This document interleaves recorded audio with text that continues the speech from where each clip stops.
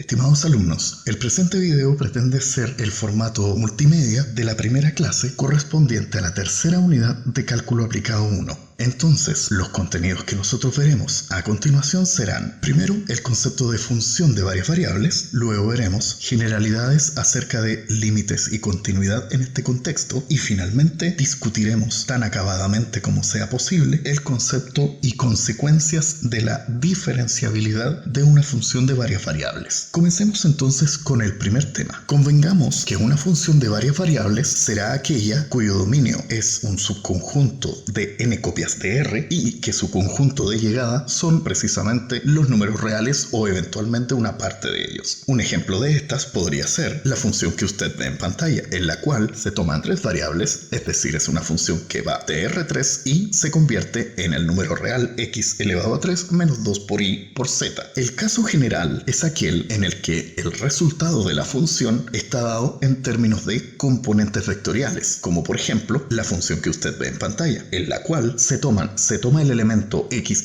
y, que es un punto de R2, y se convierte en tres componentes dadas por x elevado a 2 más 1 y elevado a 2 más 2, x por y más 3, que corresponde a un elemento de R3. En este caso, diremos que la función f, definida de esta forma, es un campo vectorial. Y respecto de los campos vectoriales, nos preocuparemos con mayor detalle en el curso de Cálculo Aplicado 2. Concentrémonos entonces en funciones de varias variables. Evidentemente, no es nada de sencillo imaginarse cómo se puede graficar una función como la que usted ve en pantalla, que aunque tiene una forma simple, por el hecho de ella tomar tres variables y convertirlas en un número real, debiese ser graficable en 4 copias de R, lo cual, como usted se dará cuenta, no es posible verlo en una pantalla y ni siquiera en un programa computacional. Por lo tanto, debemos restringir nuestro estudio gráfico al menos al caso de una función del tipo z igual a f de x,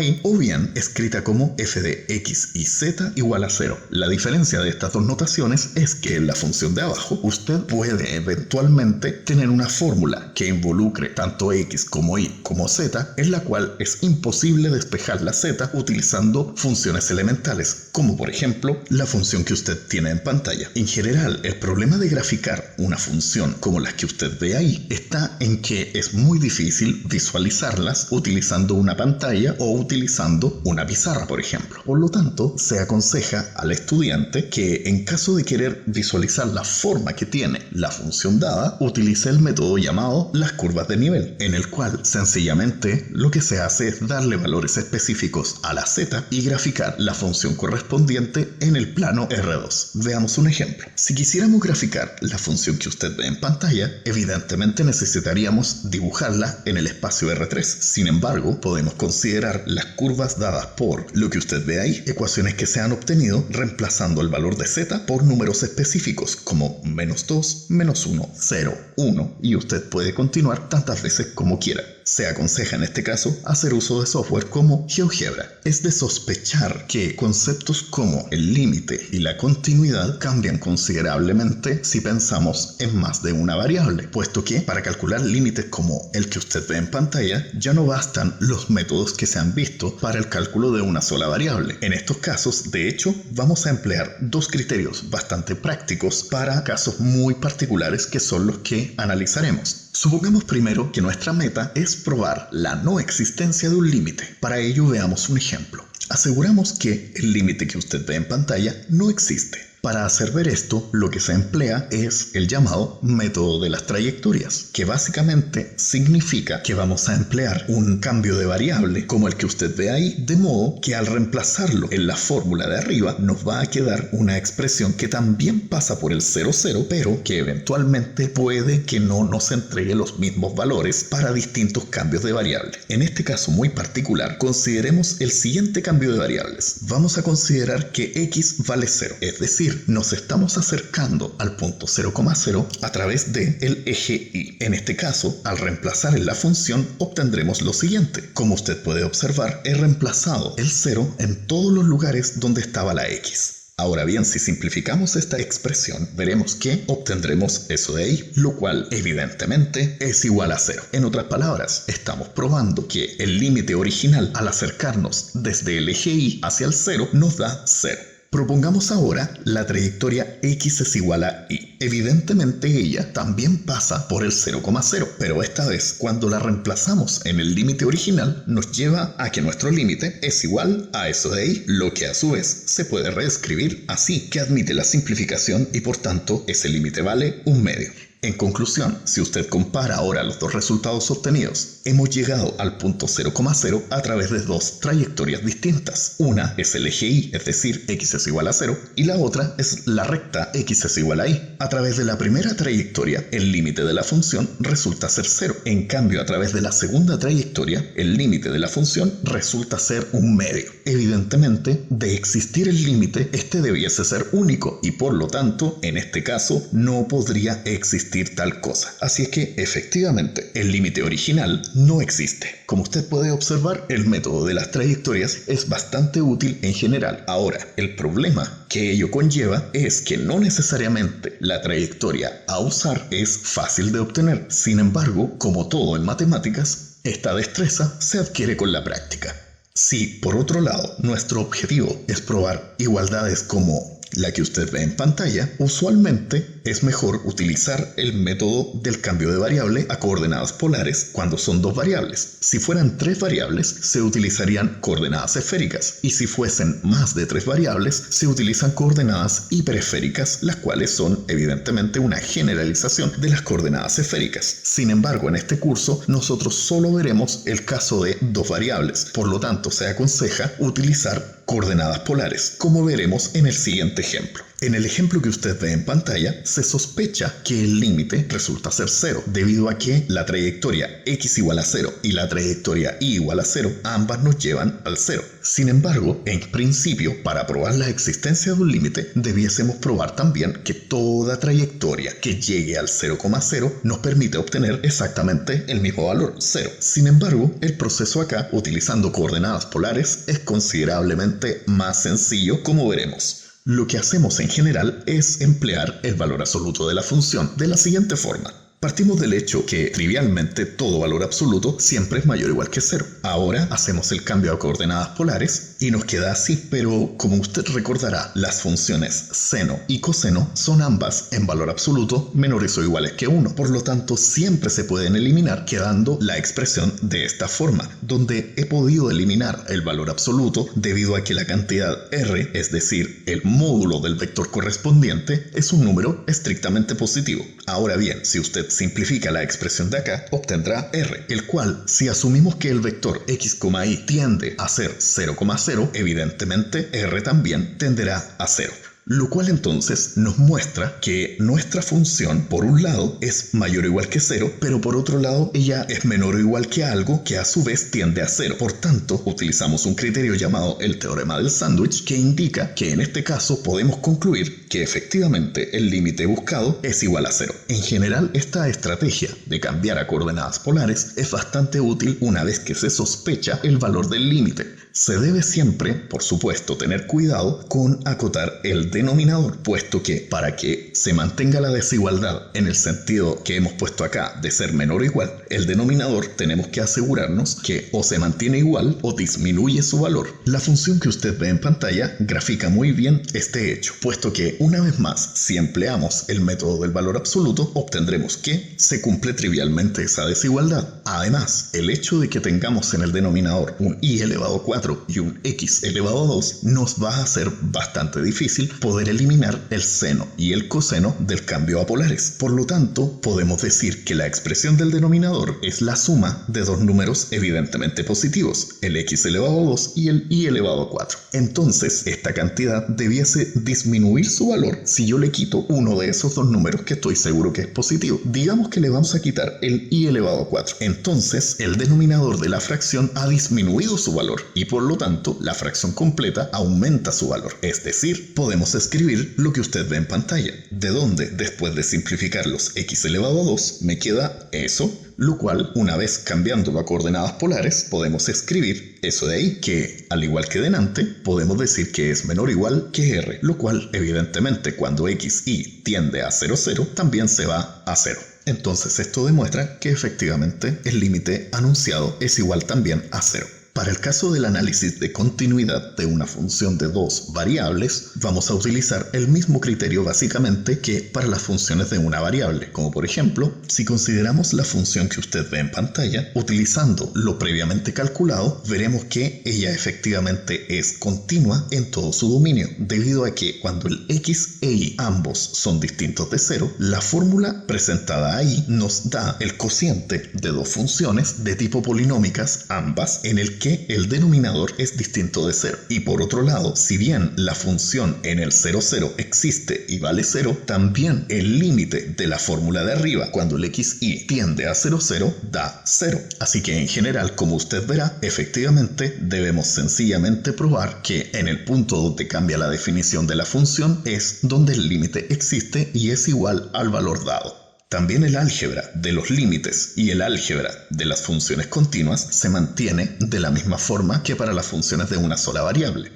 El concepto que se vuelve muy interesante y que cambia bastante respecto de lo estudiado en cálculo elemental es el de diferenciabilidad para una función de varias variables. En lo que sigue vamos a considerar siempre una función que llega a valores reales. Entonces diremos que en general la función que usted ve en pantalla es diferenciable en el punto x0 de Rn si ocurre que el valor de la función es aproximable a una función afín cerca del x0. Recuerde usted del álgebra lineal que una función se dice afín cuando es una función lineal más o menos una constante. Es por ello que para funciones de una sola variable nosotros escribimos que ella es derivable, en ese caso, cuando se puede escribir como usted ve en pantalla, en el cual el lado derecho de la aproximación es, como usted puede observar, una línea recta dependiente a que pasa por el punto x0, f de x0, la cual sería en este caso la función L de x que estamos anunciando más arriba.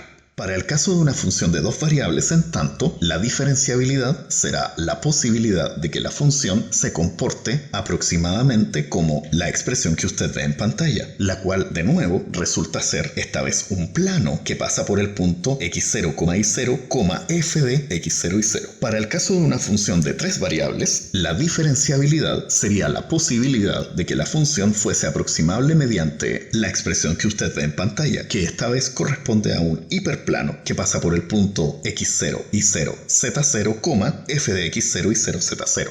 Miremos más de cerca esta posibilidad de aproximación.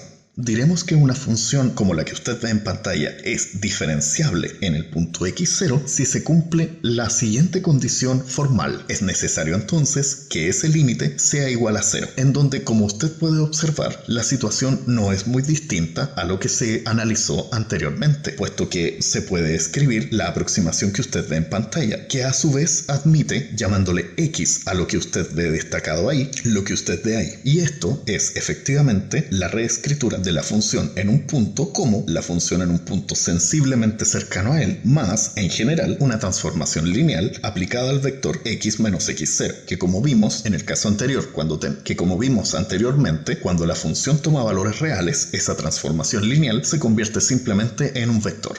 El hecho de que se exija que el límite de esa división sea igual a 0 nos está indicando precisamente el sentido de la aproximabilidad, puesto que estamos diciendo, en otras palabras, que la función es tan bien aproximable cerca del punto donde es diferenciable que inclusive el error que se comete con dicha aproximación es menor que la distancia entre el punto donde es diferenciable y el punto donde se quiere aproximar. Por ejemplo, supongamos que usted se va a separar una milésima de cada coordenada del punto x0. Entonces, la diferenciabilidad de la función significa que la aproximación mediante una función afín es incluso más cercana que esa milésima que nos estamos separando de cada punto. En el caso de que nuestra función efectivamente sea diferenciable, es decir, que se cumpla la igualdad de límites que usted ve en pantalla, diremos que la matriz M será el jacobiano de la función en el punto, y se denota así. Evidentemente, en el caso general entonces, nuestro jacobiano corresponderá a una matriz. Sin embargo, cuando la función f toma valores reales, esta matriz se convierte en un vector fila, el cual recibe el nombre de gradiente de la función en el punto. En cualquiera de estos dos casos, diremos que M, sea matriz o vector, representa lo que conoceremos de ahora en adelante como la diferencial de la función en el punto x0, la cual se anota en general así. Veamos a continuación un caso concreto y sencillo de cómo determinar esta diferencial. Consideremos la función que usted ve en pantalla y el punto en particular dado por el par ordenado 1,2. Deberemos entonces analizar el valor que usted ve ahí. Sin embargo, evidentemente, la intención de sumarle h se traducirá en este caso como dos componentes h1 y h2. Así es que la expresión nos queda así, lo cual a su vez se puede escribir así. Entonces, será esta la expresión que determinaremos a partir de la fórmula y del punto. Veamos. Primero reemplazamos las componentes dentro de la fórmula y a continuación desarrollaremos los paréntesis. Nos queda así, expresión que todavía se puede reducir para llegar a la forma que usted ve en pantalla. Observemos además que el valor de la función en el punto es igual a 7. Por lo tanto, al hacer la resta que usted ve ahí, nos quedará simplemente eso, expresión que está compuesta de dos partes bien determinadas. El sector en paréntesis que está destacado ahí es un polinomio de primer grado en las variables h1 y h2 y el polinomio que estoy destacando ahora es un polinomio de segundo grado precisamente en las variables h1 y h2. Por lo tanto, de existir la diferencial de la función en el punto 1,2 debiese tener que ver precisamente con la parte lineal. Así es que examinémosla más de cerca.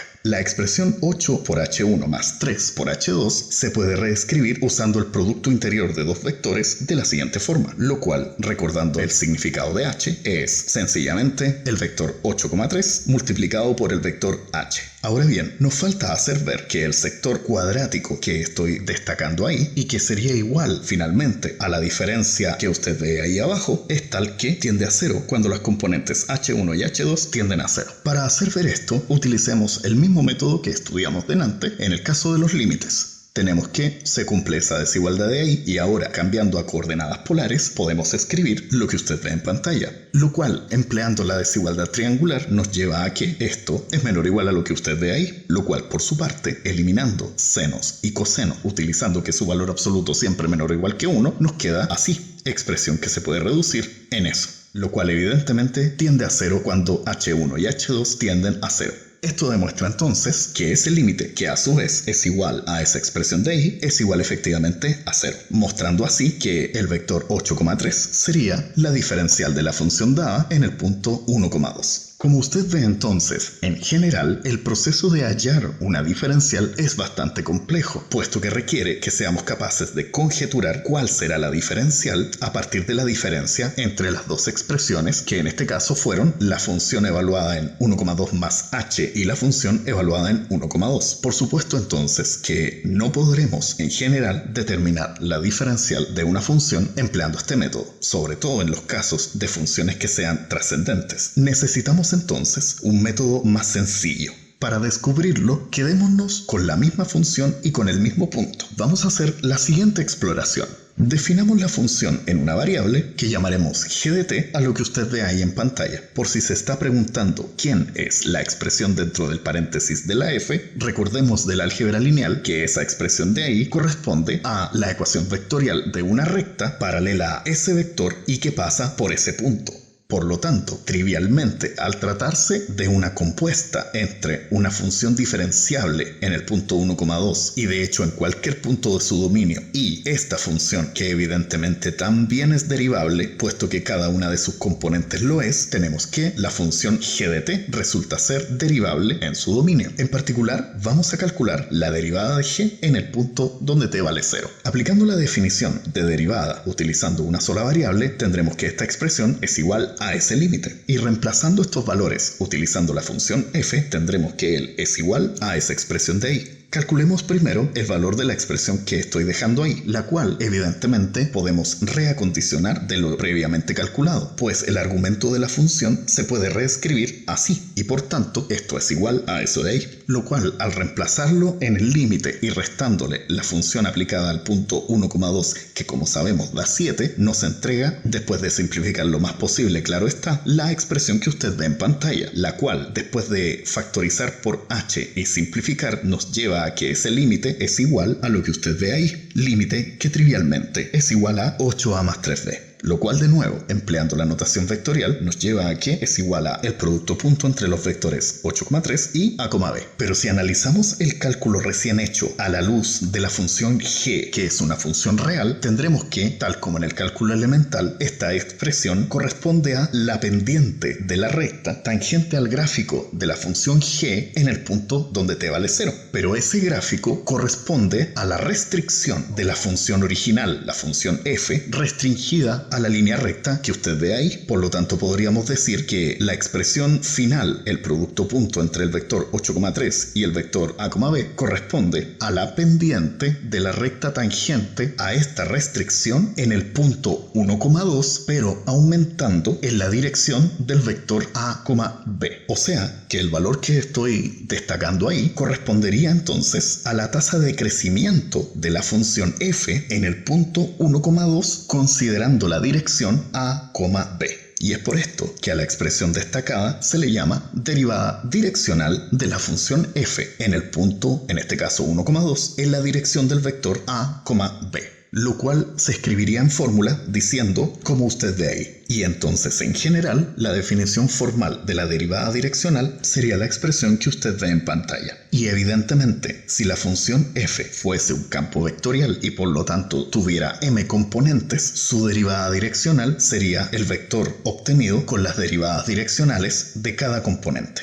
Esta nueva definición de derivada direccional nos abre una gran puerta para poder acercarnos a establecer un procedimiento más sencillo para determinar la diferencial de una función en un punto, puesto que, como sabemos del álgebra lineal, las componentes de un vector o de una matriz dada se pueden determinar conociendo cómo actúa dicho vector o matriz en la base canónica del espacio donde corresponde. Por ejemplo, en el caso que acabamos de determinar, podríamos escribir que la diferencial de la función en el punto 1,2 debiese ser determinada como el vector de componentes que usted ve en pantalla, en el cual la primera componente corresponde a la derivada direccional de la función en el punto 1,2, pero en la dirección del eje x, puesto que el vector 1,0 precisamente apunta en el eje x. Y la segunda componente sería la derivada direccional de la función en el punto 1,2, pero en la dirección del eje y, puesto que de nuevo el vector 0,1 apunta en la dirección del eje y. Si analizamos detenidamente la expresión correspondiente a la derivada direccional que usted ve en pantalla, tendremos lo que usted ve ahí, pero eso, a la luz del cálculo elemental, corresponde a la derivada de la función f evaluada en el punto 1,2, considerando solo como variable a la componente x, y por lo tanto, a dicha derivada direccional tan especial en la que se mueve una variable, pero la otra no, se le llamará derivada parcial de f respecto de x evaluada en el punto 1,2. De un modo análogo ahora, podemos obtener fácilmente que la derivada direccional de la función en el punto 1,2 en la dirección del eje y corresponderá al concepto análogo que llamaremos derivada parcial de f respecto de y en el punto 1,2. Por lo tanto, si reemplazamos finalmente las expresiones obtenidas en la expresión para la diferencial de la función en el punto 1,2, obtendremos que la diferencial de la función en el punto corresponde al vector que contiene las derivadas parciales respecto de sus correspondientes variables, evidentemente ambas evaluadas en el punto 1,2. Y esto claramente simplifica muchísimo el trabajo de determinar la diferencial de una función en un punto. Además, podemos extender el resultado recientemente encontrado para determinar cómo serán las componentes de la diferencial de una función en el caso de que la función sea un campo vectorial, pues en tal caso, la expresión que usted ve ahí destacada correspondería a la diferencial de cada componente del campo vectorial, que por tanto sería entonces una matriz, en la que la fila del lugar k corresponde a las derivadas parciales de las n variables de la késima componente de la función. Y esta forma de calcular la diferencial de una función o de un campo vectorial corresponde al teorema fundamental del cálculo diferencial en varias variables. Volvamos por un momento al caso particular de una función que va de R2 en R. Si calculamos su diferencial en un punto genérico x, y, es decir, su gradiente, él a su vez define una nueva función que esta vez tiene dos componentes. Por ello era tan necesario describir cómo es la diferencial de una función de varias componentes como lo hicimos más arriba. Veamos esto con un ejemplo particular como en el caso de la función que ya hemos analizado varias veces. Para ella, tendríamos que su gradiente en un punto cualquiera estaría dado por la expresión que usted ve ahí, expresión que ahora podemos describir de la siguiente forma, y como usted ve, luce como un campo vectorial, y por tanto es natural preguntarse si esta función a su vez será diferenciable. Y si es el caso, como acá, su diferencial esta vez debiese ser una matriz de 2×2, dada por la expresión que usted ve en pantalla, en donde la primera componente, 2, salió de la primera componente de la función derivada parcialmente respecto de x. Después, el 3 que usted ve destacado corresponde a, de nuevo, la primera componente de la función f de x y, esta vez derivada parcialmente respecto de y. Y se hizo lo mismo en la fila de abajo. Esta nueva matriz, que es la matriz jacobiana de la función, que era a su vez el gradiente de una función a valores reales, será conocida de ahora en adelante con el nombre de matriz hessiana de la función original evaluada en el punto x, y. Evidentemente en este caso nos resultó una matriz constante, pero en general no siempre será así. Y si estudiamos cómo se obtuvo cada entrada de esta matriz, obtendremos que al derivarse respecto de x la primera componente del gradiente, estamos derivando respecto de x la derivada parcial de f respecto de x, y análogamente con las demás entradas. Estas expresiones se escriben de manera más abreviada, como usted ve en pantalla. Por lo tanto, se dice que la matriz hessiana contiene las segundas derivadas parciales. Y, de un modo análogo al caso anterior, se dice que esta matriz corresponde a la segunda diferencial de la función original. Lo interesante viene ahora cuando nosotros tratamos de hacer lo mismo para una función inicialmente de varias componentes. Consideremos, por ejemplo, la función que usted ve en pantalla, que toma un punto de R2 y lo convierte en un punto de R3. Para este caso, la diferencial de la función g será la matriz jacobiana que usted ve en pantalla. El problema es que, para poder determinar la matriz jacobiana de esta matriz jacobiana, es decir, la matriz hessiana, tendríamos que pensar a todo este arreglo como un solo elemento y aplicarle la definición simplemente de gradiente, que sería derivar parcialmente respecto de x toda la matriz y luego derivarla parcialmente pero respecto de y. Y aquí nos encontramos con un problema conceptual, debido a que en este caso el objeto resultante viviría en un espacio que está compuesto por dos copias de una misma matriz y cuyos elementos evidentemente estarían ordenados, escribiéndolos como precisamente pares ordenados de matrices. Es por esto que llamaremos a este objeto matemático tensor. Evidentemente, esa sería la forma reducida. Y para estudiar realmente dónde vive este tensor o qué tipo de objeto matemático será, debemos observarlo para un valor particular de x e y. Tomemos por ejemplo esta segunda diferencial evaluada en el punto 1,3. La expresión reducida sería la que usted ve en pantalla. Ahora bien, este vector compuesto por dos matrices es obviamente aplicable a un par ordenado de la forma x, y. Como usted ve, la operación sugerida es una especie de producto interior y por lo tanto nos quedaría esta suma de matrices, quedando finalmente como usted ve en pantalla. Matriz que evidentemente, del álgebra lineal de nuevo, se puede considerar como una transformación lineal. En este caso, esta transformación lineal podemos aplicarla de manera natural a un vector bidimensional de la forma u, v por la derecha, quedándonos como usted ve ahí, lo cual genera evidentemente un vector con tres componentes. De hecho, su forma es la que usted ve en pantalla. Entonces, en definitiva, este objeto que estoy destacando ahí, la segunda diferencial del campo, al evaluarse en el punto en particular 1,3, dio origen a lo que podríamos considerar como una aplicación que después de hacerla actuar sobre el vector x,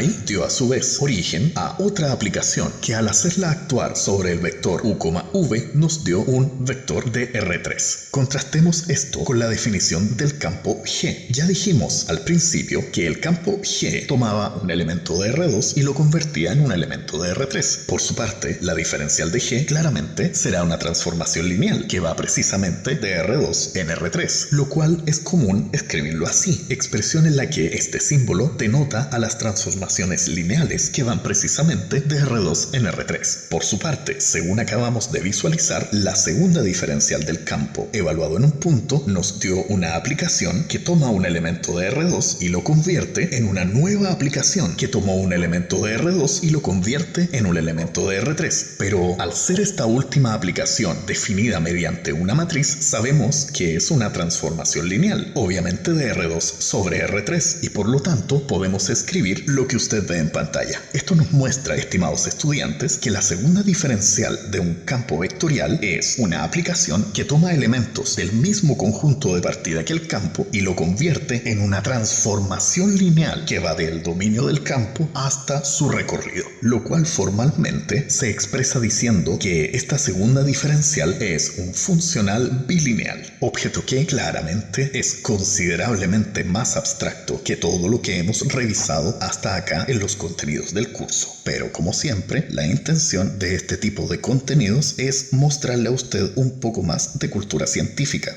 Quedémonos entonces con lo visto hasta ahora referente a funciones que llegan a valores reales. En ellas tendremos entonces que la diferencial de esa función en un punto define una función lineal considerando el producto punto entre el gradiente de la función y un punto genérico. Por su parte, la segunda diferencial de la función en un punto, esta vez definiría una función bilineal dada por la expresión que a cada x, y en Rn le asocia el número real obtenido multiplicando por la izquierda el vector x escrito como fila y por la derecha el vector y escrito como columna. Finalmente, un último aspecto de la diferenciabilidad de una función que es digno de analizar es la expansión en serie de Taylor extendida al caso de varias variables. Para ello consideremos que nuestra meta es siempre escribir la función como usted la ve en pantalla, al menos hasta el orden 2. Ocurre entonces que cuando la función es diferenciable en el punto x0, es posible, a partir de sus diferenciales primera y segunda, determinar las constantes c sub i y las constantes d sub i j. De hecho, no es difícil hacerlo de manera directa. Sin embargo, y para efectos de tiempo, nosotros vamos a asumir que es parte de un ejercicio que se deja al estudiante el obtener que la expresión precisa de los coeficientes es la que usted ve en pantalla, en donde el producto de la segunda diferencial con los vectores debe ser entendido como que el vector de la izquierda se escribe como fila y el vector de la derecha se escribe como columna. Evidentemente, para el caso de una función que tenga varias componentes, se debe aproximar cada una de sus componentes utilizando la expresión que usted ve acá.